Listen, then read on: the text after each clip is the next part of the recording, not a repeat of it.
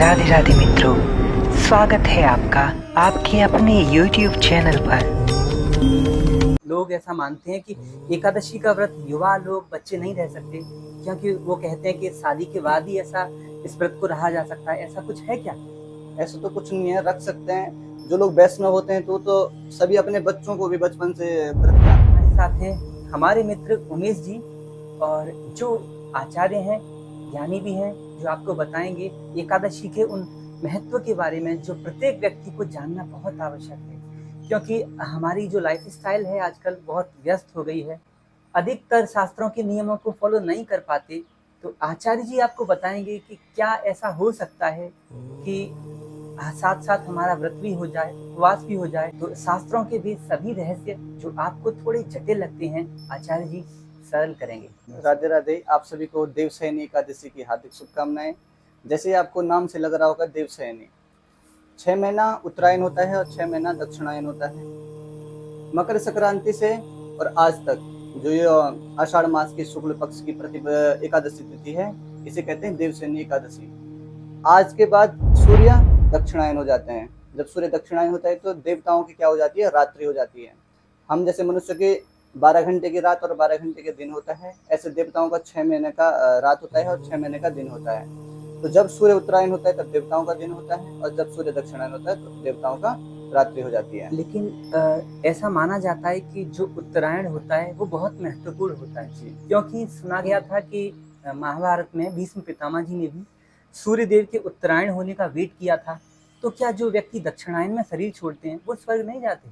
वो भी बिल्कुल जाते हैं, लेकिन उत्तरायण शुभ कहा जाता है। हमारे शास्त्रों में जो हमारी लघु पारेशारी की पुस्तक है या जो हमारी मूर्ति चिंतामणि की पुस्तक है, इसमें साफ साफ लिखा गया है कि जो भी शुभ कार्य अर्थात भवन निर्माण करना, गृह प्रवेश कराना, शादी ब्याह मुंडन इत्यादि, जो सभी उत्तरायण में करने चाहिए। लेकिन दक्षिणायन में भी कतिपय लोग करते हैं, लेकिन इसका भी कोई ज्यादा दोष नहीं है, लेकिन शुभ होता है, इसलिए उन्होंने अपने प्राण को भी उस समय में त्यागा, जो एक शुभ पर्व था उत्तरायण का। जी जी जी। तो आज आप भक्तों को ये बताइए कि एकादशी तिथि आती है, कहा जाता है कि इस दिन अन्न नहीं खाना चाहिए, चावल भी नहीं खाने चाहिए।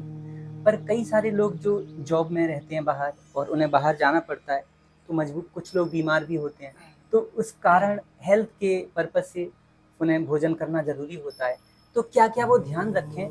वो चाहते तो हैं व्रत रखना, पर वो नहीं रह पाते क्योंकि कंडीशन ही ऐसी हो जाती है। तो आप ऐसा कुछ बताइए कि क्या पालन किया जाए कि व्रत का फल भी मिल जाए।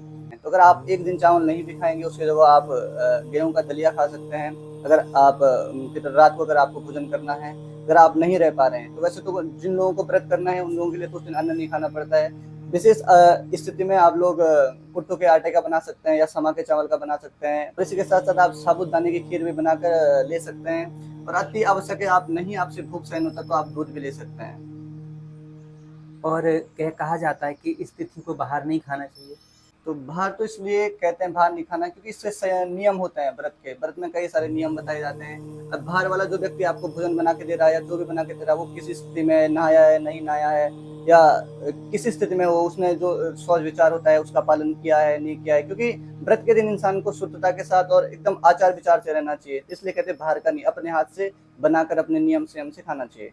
एक चीज और है जो समाज में बहुत प्रचलित है, क्योंकि कई सारे लोग ऐसा मानते हैं कि एकादशी का व्रत युवा लोग बच्चे नहीं रह सकते, क्योंकि वो कहते हैं कि शादी के बाद ही ऐसा इस व्रत को रहा जा सकता है। ऐसा कुछ है क्या?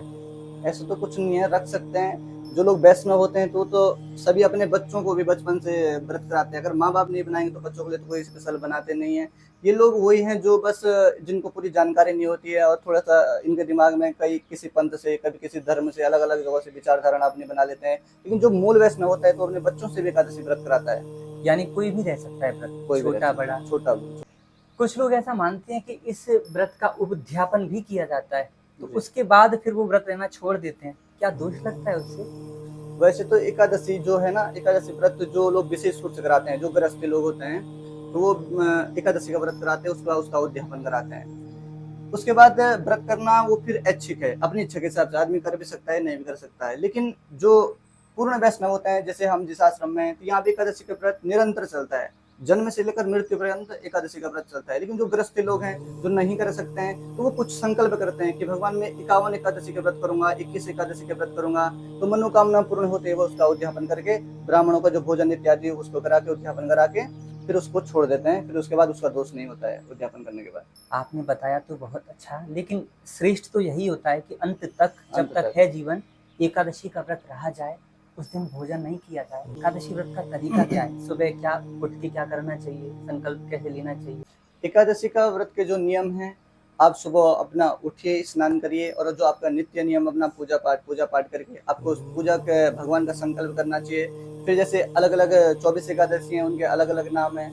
जैसे पुत्र की कामना वालों के लिए पुत्र के वो एकादशी है, सभी कामनाओं के लिए अलग अलग एकादशी होती है। लेकिन आप अपनी सभी मनोकामनाएं पूर्ण करने के लिए उस दिन संकल्प लेके भगवान के सामने एकादशी का जो व्रत की कथाएं होती हैं, व्रत की कथा का आप पाठ करें, भगवान को भोग लगाइए और भगवान की आरती करें, और दिन भर ओम नमो भगवते वासुदेवाय मंत्र का जाप करते रहें। अगर आप मुंह के बाहर ये नहीं कर सके तो अजबा जप करते रहे, सांसों के साथ आप जाप करते रहें, और शाम को भगवान का फिर भोग लगाकर आप आरती पाठ करिए।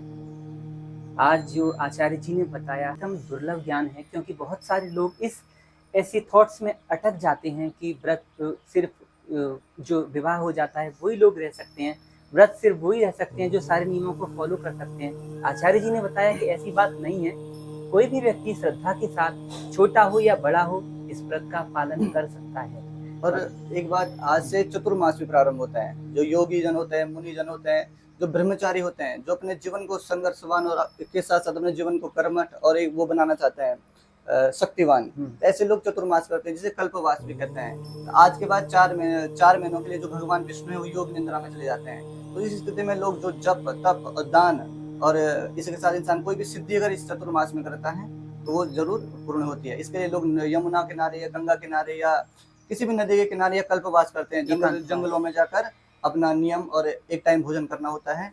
तो इस प्रकार के इसके नियम हैं। अगर आप इस बारे में, अगर कल्पवास के बारे में जानना चाहते हैं तो अगला हम एपिसोड इसके बारे में लेकर आएंगे।